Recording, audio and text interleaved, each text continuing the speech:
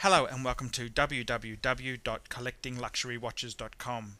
Today we're talking about my collection, and today I'd like to talk about one of my all-time favorite pieces, which is my Omega Speedmaster Professional Man on the Moon watch. And this is a watch that I really adore. It's just a classic, iconic watch. If someone said to me, look, I've got I'm not a collector, but I just want one iconic sports watch, best value, bang per buck, and represents a great brand and has got a long history and is just a beautiful sports watch, what would I recommend? There's only one watch I could possibly recommend, and that's the Omega Speedmaster Man on the Moon watch. The Omega Speedmaster Man on the Moon is the mechanical wind Speedmaster. There's also an automatic version which is slightly smaller, but it's nowhere near as legendary. You've got to get the mechanical version, and this version that Archie's got is actually based on an 861 movement. The really early ones have a 321 movement. Archie's one here, it dates from about the early 80s, and it's a little bit unusual because it's got a 1 to 100 bezel. A lot of them have the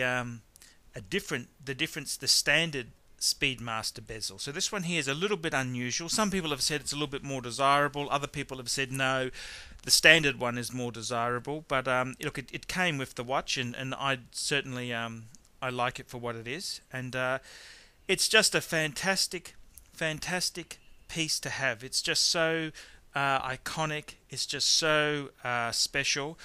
I mean, look, I came to chronographs much later in my collecting history, and I must say, once I was bitten, the bug bit me strongly, because the next watch I bought was a Breitling Navitimer chronograph. But I must say, if you said to me which one do I really prefer, I'd have to say the Omega Speedmaster, because it has that movement. The 861 Omega movement is just such a wonderful movement. It's got the history. It's got just so much about it. It's just such a classic, iconic piece. I mean, the watch is manual wind, just like the ones used by the NASA astronauts. They wanted the manual wind because the gravity wasn't strong enough to turn the wheel. The other thing is, and the Rolex also, which NASA was considering, also was mechanical at the manual wind at the time. The other thing is, it had the acrylic glass, the plastic glass, and that was important because if they smashed the glass in space, you'd have pieces floating around, which could be very dangerous. So the plastic glass is much more important than the sapphire. So that's a bit of couple little tidbits about it, but I just love it. It's an iconic watch. It's just classic. And what happened was, many years ago, I actually had a Speedmaster, and I really did love it, and I sold it because I was buying my Patek. My Patek came up, and it was a lot of money. I had a small inheritance, but I didn't want to just spend my inheritance for the Patek, so I sold a few watches, and one of the watches I sold was my Omega Speedmaster. And later on, I sort of came to thinking about it, and I thought, geez, I would love to get that Omega back. It's just so good, just such good value for money, good bang per buck, and it's just a classic watch to have, and it's just fantastic. And I live in Brisbane in Australia, and we had a flood not so long ago. And what happened was, I got a small check from the government, and I went into Brisbane Vintage Watches, and I said to my friend Ronnie, I said, geez, how's it going? He said, look, it's very tough. People aren't buying anything. And I just said, Ronnie, I'll buy a watch from you now to help you. I said, what good value pieces have you got? And he said, look, I've got this really nice Speedmaster. It came in a while ago, and I've had it fully serviced and overhauled, so it's had the full Brisbane Vintage works have been performed on it. It's been polished. It's lightly polished, not over polished. It's all been professionally done. It's got its original 1171 bracelet. And I just said to Ronnie, I said, Ronnie, I'll take it.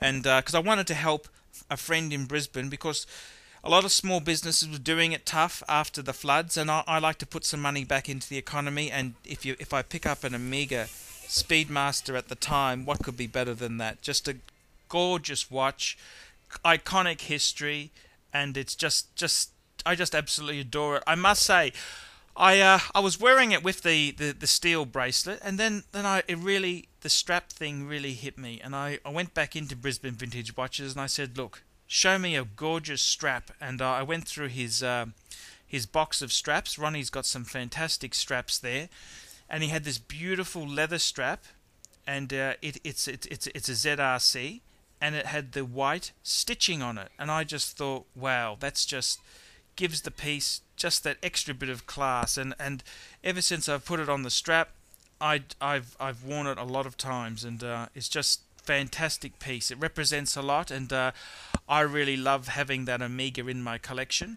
And down the track, I hope to get a Navi timer, but I must say my first choice when it comes to chronograph is the Omega Speedmaster. It's a great piece to have, and it's just fantastic.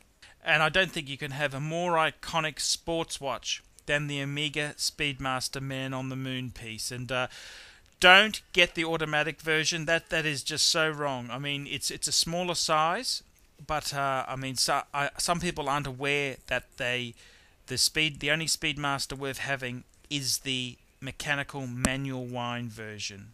So there you have it, the Omega Speedmaster Man on the Moon. Hope you've enjoyed the review, and please come to my website www.collectingluxurywatches.com. Thank you.